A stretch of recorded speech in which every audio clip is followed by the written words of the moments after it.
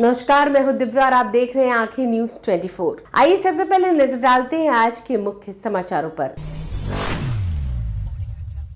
नमस्कार, मैं हूं दिव्या और आप देख रहे हैं आंखें न्यूज 24। बिहार सरकार भाजपा के मंत्री अरुण शंकर प्रसाद ने यूजीसी कानून को लेकर कहा कि यूजीसी कानून में कुछ ऐसा नहीं है जिस पर बहुत हाय तौबा मच रहा है। उन्होंने कहा कि अब पीएम मोदी ने स्वर्ण समाज को आरक्षण देने का काम किया है और वे कभी स्वर्ण समाज का हित नहीं करेंगे। यूजीसी बिल तो सब कोई जान रहे हैं, सब कोई जान रहे हैं कि उसमें कुछ ऐसा नहीं है जिसके लिए बहुत हाय तौबा किया जाए, लेकिन कुछ विषय वो लोग अनावश्यक हमारे विपक्ष के नेताओं के पास मुद्दे हैं नहीं, तो विषयों को तूल देते रहते हैं।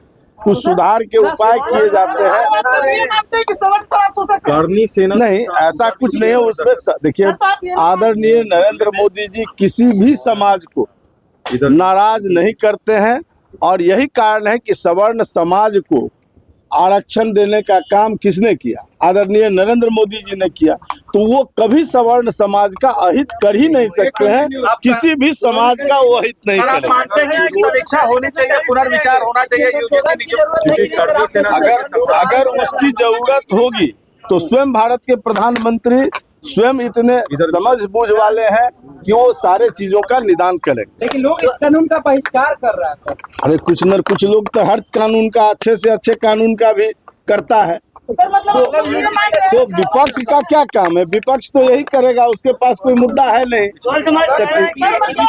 और सवर्ण समाज के लिए कोई सबसे बढ़कर काम किया है तो भारतीय जनता पार्टी के और दुनिया के लोकप्रिय नेता भारत के प्रधानमंत्री आदरणीय नरेंद्र मोदी जी ने 10% आरक्षण देकर काम किया है। और आज कई प्रकार के नौकरियों में जहां अनुसूचित जाति के कैटेगरी को नौकरी नहीं मिली है, वहां उनके 10% आरक्षण में सवर्ण समाज को मिली। तो ये सब समाज को बराबर साथ लेकर चलने वाला हिंदुस्तान है। वहीं कृषि मंत्री रामकृपाल यादव ने कहा कि सबका साथ सबका विकास की बात कहकर यूजीसी कानून पर बोलने से वो बचने की कोशिश भी करते हुए नजर आए। उन्होंने कहा कि उनकी पार्टी हमेशा से ही सबका साथ और सबका विकास के सिद्धांत पर कायम रही है और उसी पर काम करती हुई आई है। भारतीय जनता पार्टी द्वारा आयोजित सहयोग कार्यक्रम में मुझे आने का सौभाग्य प्राप्त हुआ और पार्टी लगातार इस कार्यक्रम को करती है। आम जन के लिए, कार्यकर्ता सहित आम जन के लिए भी भारतीय जनता पार्टी का दफ्तर खुला हुआ है। कई लोगों ने आया, विभिन्न तरह की समस्या को बताया, जितना बन सका मैंने उसका निदान किया है और आगे भी हम लोग आते रहेंगे, उन सब का निदान करते रहेंगे। विरोध हो रहा है स्वर्ण समाज के द्वारा, क्या कहेंगे स्वर्ण समाज के लोगों को? यूजीसी में जो नई नियमावली को लेकर स्वर्ण समाज में नाराजगी दिख रही है। आंदोलन कर रहे हैं। 1 तारीख को बड़े हमारी पार्टी का मूल अवधारणा है सबका साथ सबका विकास, सबका सहयोग। नमस्कार, मैं हूं दिव्या और आप देख रहे हैं आंखें न्यूज 24। यूजीसी पर सुप्रीम कोर्ट के द्वारा रोक लगाए जाने के बाद लोक जनशक्ति पार्टी बिहार प्रदेश के प्रभारी और जमुई सांसद अरुण भारती ने कहा यह कोर्ट का आदेश है और इसका हम सभी को सम्मान करना चाहिए। साथ ही उन्होंने कहा कि सभी पक्ष के अपने अपने दलील हैं। साथ ही उन्होंने लैंड फॉर जॉब मामले में कहा कि मामला कोर्ट में है और न्यायालय का जो भी फैसला होगा उसका सबको सम्मान करना चाहिए। अलग अलग पक्षों के अलग अलग कंसर्न्स, चिंताएं सामने आ रही थी। कोर्ट में जाने का मतलब है कि सभी पक्षकारों से, हितधारकों से बात किया जाएगा, सभी के पक्षों को सुना जाएगा और इसके बाद जो कोर्ट फैसला लेगी वो संविधान सम्मत फैसला लेगी और कोर्ट जो भी फैसला लेगी सभी को मंजूर होना चाहिए। देखिए, कानून अपना काम कर रहा है, जांच एजेंसियों ने अपना कार्य किया, उन्होंने अपनी रिपोर्ट सौंप दी, अदालत ने उसका संज्ञान लेते हुए आरोप तय कर दिए।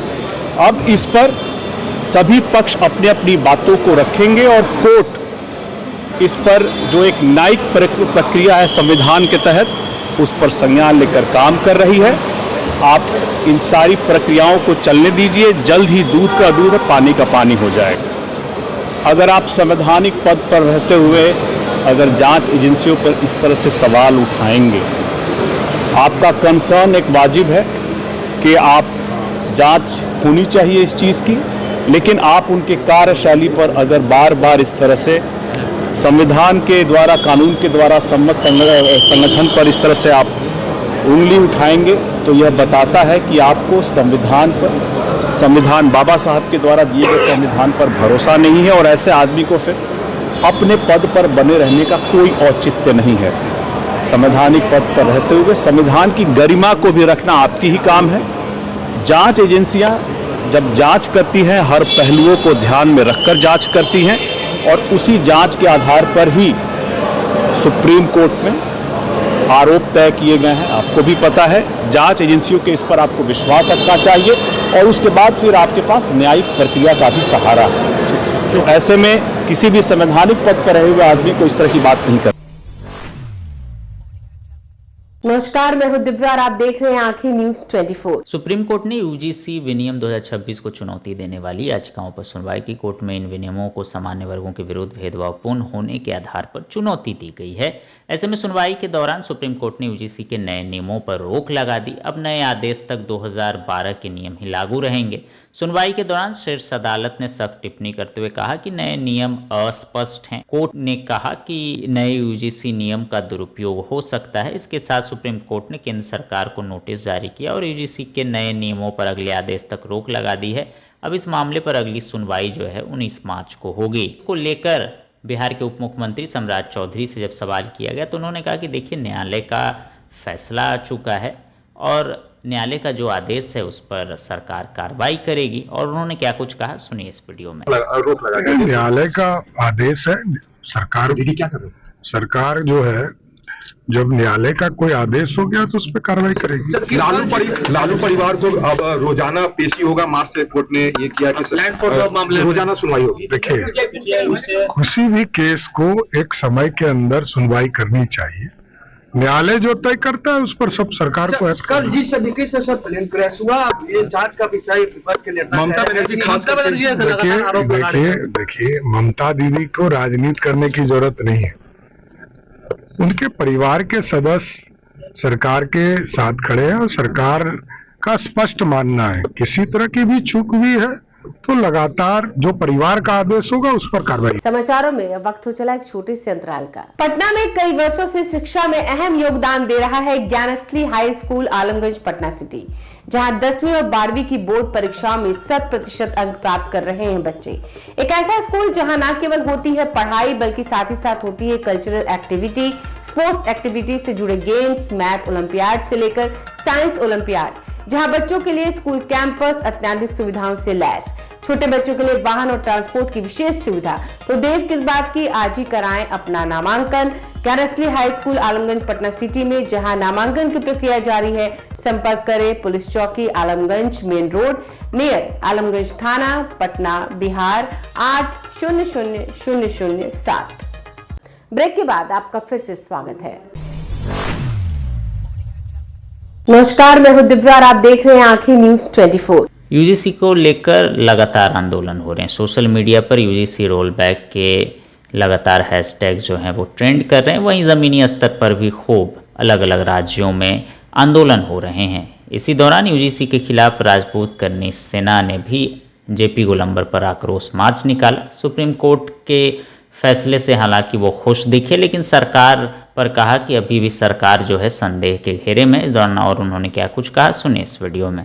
अपना आगे का कदम यही है कि हम लोग लोकसभा में ये पास हो।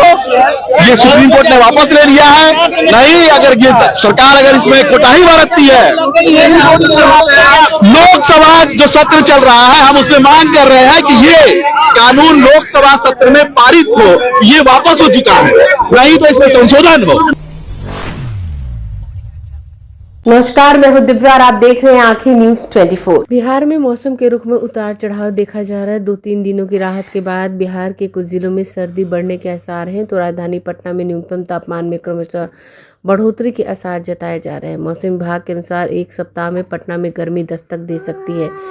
न्यूनतम तापमान 29 से 30 डिग्री सेल्सियस तक पहुँच सकता है। मौसम विभाग के अनुसार आज पटना में बारिश की संभावना नहीं के बराबर है। हल्की हवा के साथ मौसम कुछ सर्द रहेगा। रात को स्वेटर या जैकेट पहनकर निकलना सुरक्षित रहेगा।